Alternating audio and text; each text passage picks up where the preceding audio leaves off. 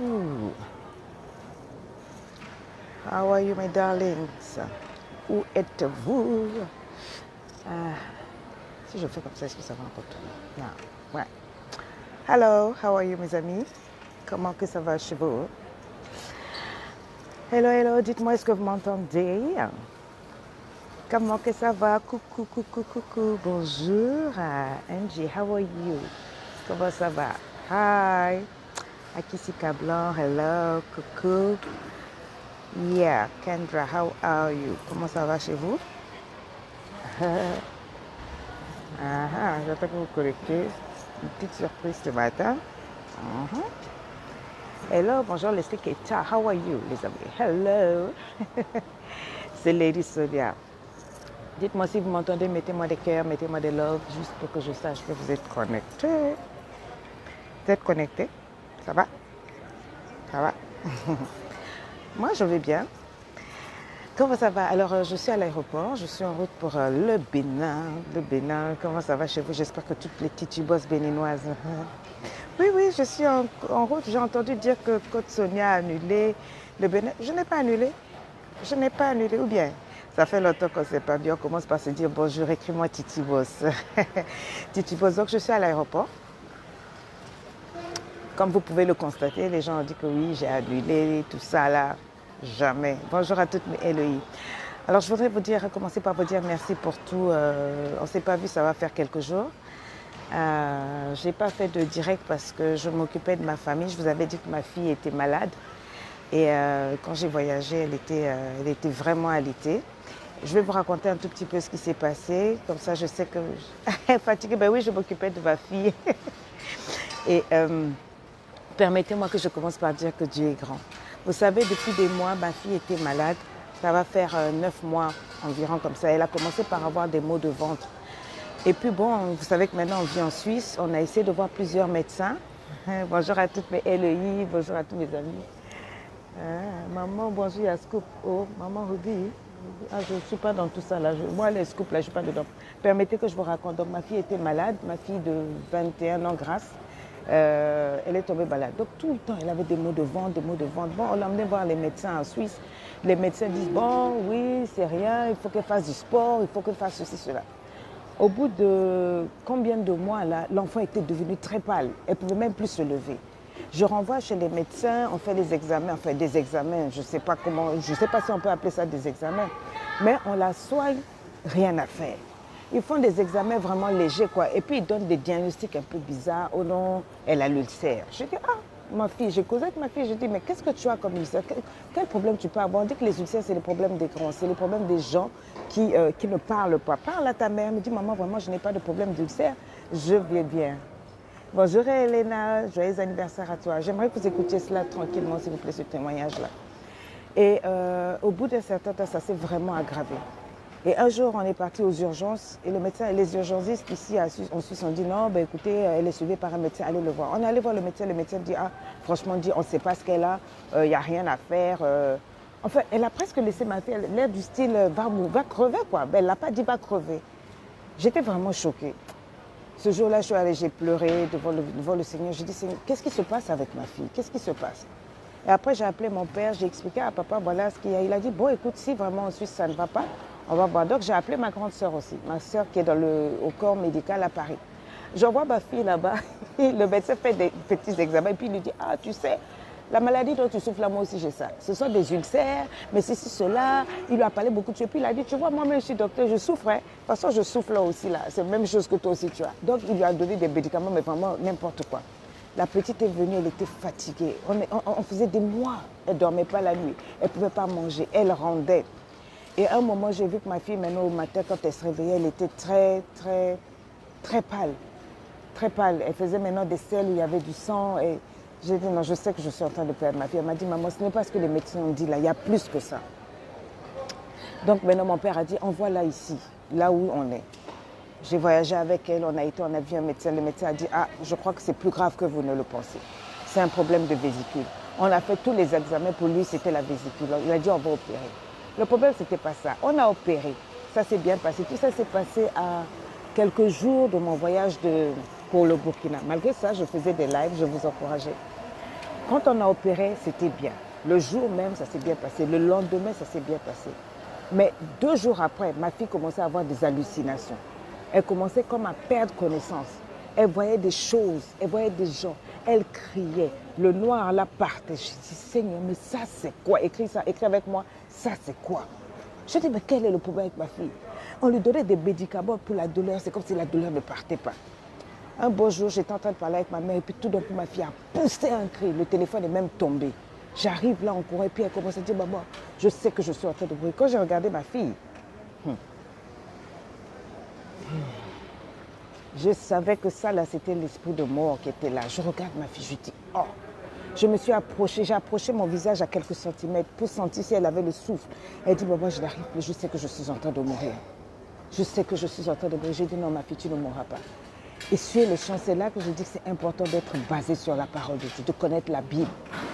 J'ai commencé à prier, mais je n'ai pas prié comme d'habitude. J'ai regardé le visage de cet enfant-là.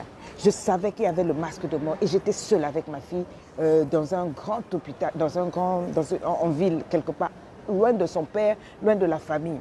J'ai dit, si je perds le temps ici, là, je vais perdre mon enfant. J'ai combattu ce qu'on appelle le combat de la foi. J'ai regardé ma fille, j'ai dit, tu ne mourras pas, tu vivras. Parce que tu sais, il y a des choses que le Seigneur m'avait dit quand j'étais enceinte de ma fille.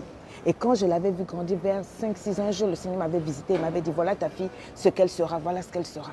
J'ai rappelé à Dieu la promesse de Dieu. J'ai dit, cet enfant-là n'est pas venu au monde pour mourir. Tu ne permettras pas qu'elle meure. Et j'ai parlé à l'esprit de mort. Tout comme je vous dis, apprenez à parler à vos peurs. Vous devez apprendre à croire à vos prières. Vous devez apprendre à croire que quand vous parlez, Dieu entend.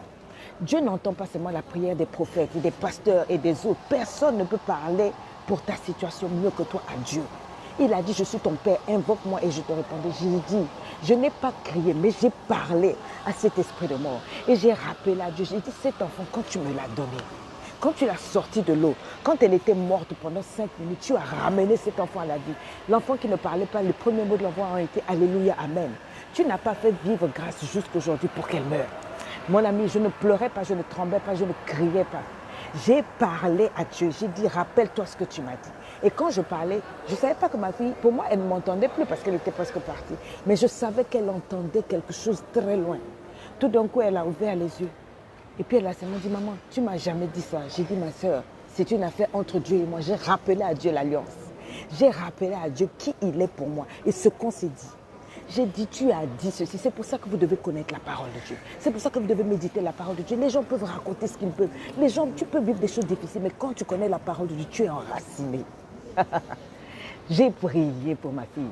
J'ai dit à Dieu, il est impossible que cet enfant-là parte. Il est impossible que moi, j'autorise à ma fille de quitter ce monde-là. Qu'est-ce que tes anges vont dire? Tu as dit ça. Oh, j'ai sorti la parole de Dieu comme un avocat plaider sa cause. Écris avec moi, plaide ma cause. Plaide ma cause, c'est-à-dire c'est pas quelqu'un qui doit se tenir entre toi ou deux, prier pour moi. Moi, j'ai pas le temps. Je monte au créneau. Je rencontre le Seigneur parce que je suis une titibosse. Écris-moi titibosse. Yes. Être une titibosse, c'est pas une affaire de gueule, c'est pas une affaire de bouche. C'est quand les choses vont mal. J'ai parlé à mon Dieu. Quelques minutes après, elle est revenue à elle. Et puis elle a dit, maman, je ne vais pas mourir. J'ai dit, tu ne vas pas mourir. Elle dit, mais s'il te plaît, appelle les urgences parce que je sais que ça ne va pas. J'ai appelé les urgences et j'étais là, j'étais en train de louer Dieu. J'ai appelé les urgences, j'ai appelé un ami, tonton Alain qui doit être connecté. Je lui ai dit, viens m'aider, je vais ramener grâce aux urgences. Je sais que l'opération s'est bien passée, mais je sais que le diable est en train de me player un trick. Et il est venu avec une grosse voiture. Quand il est rentré, quand il a vu grâce, il a voulu paniquer. Je lui ai dit, on ne panique pas ici. Aide-moi à soulever l'enfant. J'ai soulevé ma fille, elle avait des larmes, elle était en larmes. Je l'emmène aux urgences. Les dames, vous savez, au secrétariat des urgences, elles étaient en train de taper leur administration. Quand ils ont vu l'enfant rentrer, complètement grise, le noir de l'œil parti, les femmes là ont sauté, ils sont allées chercher les civières et tout, prendre l'enfant. Elles ont pris le dossier, puis elles ont couru. Ils m'ont dit, s'il vous plaît, restez ici. Elles étaient devenues rouges. Ils m'ont pris l'enfant et j'étais assise. Et mon ami était à côté, il dit, mais c'est fou. Tu n'as pas peur, tu ne trembles pas. J'ai dit, un enfant de Dieu ne tremble pas. C'est pour des moments difficiles que Dieu te fait le connaître. Si toi, dans les moments difficiles, tu te comportes comme les païens, tu cries, tu pleures, tu vas courir chez les marabouts, les féticheurs, tu te roules par terre. Où est-ce qu'il est Dieu?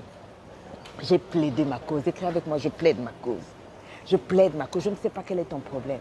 Quand ils ont pris la petite, ils ont appelé le chirurgien. Mon père a appelé les grands parce qu'il est très connu là-bas. Il a appelé à gauche, à droite. Tous les gars, quand ils sont arrivés, ils disent, mais qu'est-ce qui se passe? J'étais dehors.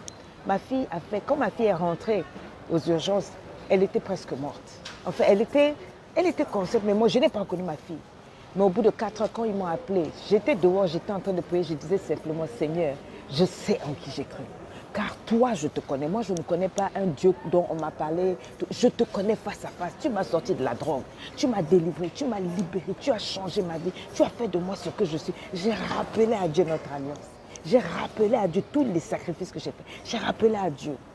Et vous savez quoi? Quand on m'a appelé pour aller voir ma fille était assise. Elle me dit, maman, tu es où? Moi, j'ai faim, moi. Quand je suis rentrée, je regarde, j'étais grasse. Elle me dit, maman, quand j'étais en train de prier là-bas, j'étais dans un monde, il faisait noir. C'est comme si on m'avait attaché et je ne pouvais pas bouger. Mais j'entendais ta voix. Et dans ta voix, j'ai vu quelqu'un venir me dire, il n'est pas l'heure pour toi, tu es ma servante. J'ai dit oui, parce que j'ai rappelé à Dieu que je suis une Titi Boss. Écris-moi Titi Boss. Mon habit plaide ta cause. Peu importe ce que tu vis, peu importe ce que l'on raconte, plaide ta cause. Et aujourd'hui, ma fille va bien. C'est vrai que ça a été difficile. Quand j'ai laissé ma fille pour aller au Burkina, elle était vraiment pliée en deux. Elle ne marchait pas. Elle est sortie des urgences. Elle mangeait difficilement et tout et tout. Et donc, quand je suis partie au Burkina, c'est dans cet état-là que j'ai laissé ma fille. Mais je savais qu'elle vivrait. Et quand je suis revenue, on a fait la convalescence ensemble. C'est pour ça que vous ne m'avez pas vue pendant quelques jours. Je n'étais pas connectée. Je n'étais pas connectée. Mon équipe a géré toutes les publications que vous avez vues. Je n'étais pas là parce que je voulais m'occuper de ma fille. Je voulais finir de traiter avec ce diable-là. Donc quand je suis revenue, j'ai appris comment vous m'avez soutenue, comment vous m'avez aimée, comment vous m'avez portée. J'ai appris tout ce qui s'est dit derrière moi. Franchement, dit, je n'ai pas lu, je n'ai pas entendu. Mais je bénis vraiment tous ceux qui sont restés loyaux. Quelqu'un a dit dernièrement que c'est quand tu es dans l'obscurité que tu n'oublieras pas celui qui t'a apporté une torche. Je voudrais bénir Prissy et tous ceux qui m'ont soutenu. Et pour tous ceux qui ont raconté X, Y, vraiment, bon, je suis désolée que vous ayez pris les choses comme elles sont. Mais je voulais vous encourager ce matin. Et avant d'aller plus loin, je suis en route pour le Bénin, pour Cotonou. Donc pendant que j'étais en train de soulever ma fille, de m'occuper de ma fille, j'entends dire des choses. Il est vrai que vous m'avez vu faire un live une fois avec une dame pour dire que j'irai au Bénin. J'aimerais juste vous dire ceci. Parce qu'il y a une campagne sale, diabolique qui se passe. Faites attention parce que le Dieu des dieux, il voit, il rit. Écris avec moi, Dieu rit. Dieu a de l'humour. Quand vous faites vos choses là, vos manigances, vos complots là, ne pensez pas que Dieu dort. Dieu n'est pas un enfant, il n'est pas un gamin. Partagez cette vidéo là. Je veux dire ceci. J'ai vu, on m'a envoyé hier des screenshots des gens qui sont en train de raconter des choses parce que j'ai fait un live avec une dame qui était venue nous dire, s'il vous plaît, si vous pouvez venir au Bénin. Je crois que vous avez suivi ce live-là. Et c'était juste une invitation. Ensuite, quand j'ai envoyé quelqu'un pour essayer de travailler, on s'est rendu compte que nous n'avons pas les mêmes valeurs et que nous n'avons pas la même vision avec cette personne-là. Donc, comme j'avais annoncé au peuple béninois que je viendrais, j'ai dit, je n'annulerai pas, j'irai. Ce n'est pas quelqu'un qui m'invite au Bénin, c'est moi-même. Je paye mon billet, je paye la salle avec mon argent. Oui, parce que j'ai l'argent. Les gens disent que je suis gonflée. C'est maintenant que je vais vous montrer que je suis gonflée. J'ai payé avec mon argent, mes billets, tout. J'ai envoyé ma directrice de communication pour aller rencontrer des contacts. Maintenant, j'entends dire derrière que oui, c'est vous qui avez organisé, qui m'avez fait venir. Personne ne m'a fait venir. Le Bénin n'appartient pas à quelqu'un. Je viens au Bénin parce que les statistiques m'ont montré que beaucoup de femmes béninoises suivent Côte Sonia. Dans LEI, j'ai beaucoup de béninoises et c'est pour vous que je viens. Maintenant, si vous vous laissez embrouiller par des gens qui cherchent leurs intérêts et que j'ai mis de côté, pour vous honorer, parce qu'eux, ils visaient leurs intérêts. Ils font des campagnes pour me salir. Des prestataires avec qui j'ai travaillé, que j'ai aidé, que j'ai poussé, qui se permettent de faire des tracts, des campagnes de dénigrement pour que vous ne veniez pas à l'événement. Si vous suivez ça, c'est que vous n'avez rien compris. Je vous ai enseigné à apprendre à voir. Je ne suis pas une voleuse, je suis une femme de valeur. Je suis une femme avec mes défauts. J'ai tous les défauts du monde. Mais c'est une chose que je ne suis pas. Je suis une femme intègre. Je suis une femme authentique. Et je ne peux pas marcher avec quelqu'un qui n'a pas de valeur. Et vous venez de me prouver que j'avais raison de vous mettre de côté. Donc, l'événement de Côte Sonia est organisé pleinement par la SAS Côte Sonia. Tous les influenceurs que vous avez vus, tous les partenaires que vous avez eus ont été acquis par ma directrice de communication, Leslie Keta. Personne n'a intervenu, organisé quoi que ce soit. Donc, tout ce que vous racontez là, je ne vous combattez pas, mais je vous remets entre les mains de Dieu. Tous ceux qui ont parlé derrière, je dis, vous ne connaissez pas Dieu, qu'à cela le tienne. Les Béninoises, vous m'avez suivi depuis 3 ans, sur les réseaux sociaux. J'ai parlé, vous me connaissez. Si vous préférez écouter des gens qui se lèvent, qui ne sont pas dans ma vie, qui vont me salir, ça c'est leur problème. Moi, je parle par rapport à ma vie. Et si ma vie t'a changé, si je t'ai apporté de la lumière dans tes ténèbres, ce n'est pas quelqu'un qui peut venir te parler de Côte-Sonia. Rappelle-toi tous mes messages. Et sache si je suis le genre de femme qui vole, qui escroque ou quoi. Tout ce que vous racontez là, nous, on ne fait rien avec ça. Vos commentaires sales, là, nous, on utilise ça pour nettoyer nos chaussures. J'ai dit, je suis la Titubos et j'arrive au Bénin. Je suis en route, je vais tenir cet événement. Même s'il y a 5 Titubos, je viens pour vous. Je vous donne le message et le pas. Quand je passe dans un pays, les vies changent, les mentalités sont bousculées. Si vous voyez les gens s'agiter pour dire quoi, c'est parce que quand je passe dans un pays, je casse les chaînes, je secoue les mentalités et le diable se lève. C'est spirituel. C'est pour ça que je dis toujours, priez. Priez, je sais ce qui se passe, c'est pour ça que je ne parle pas. Le plus important pour moi aujourd'hui, c'est de m'occuper de ma famille et de m'occuper des vrais titubos et de m'occuper des vrais manbos, des personnes qui comprennent la vision et qui vont quelque part. Si tu aimes Côte-Sonia, tu viendras. Si tu respectes Côte-Sonia, tu viendras. Si tu connais l'onction de Dieu qui est sur la vie de Côte-Sonia, tu viendras. Si mon témoignage où j'ai prié et grâce est revenu à la vie, quand elle était morte pendant 5 jours. Si là, j'ai pu parler à grâce face à face et que ma fille soit en train de marcher aujourd'hui, imagine ce qui peut se passer si tu écoutes Côte-Sonia.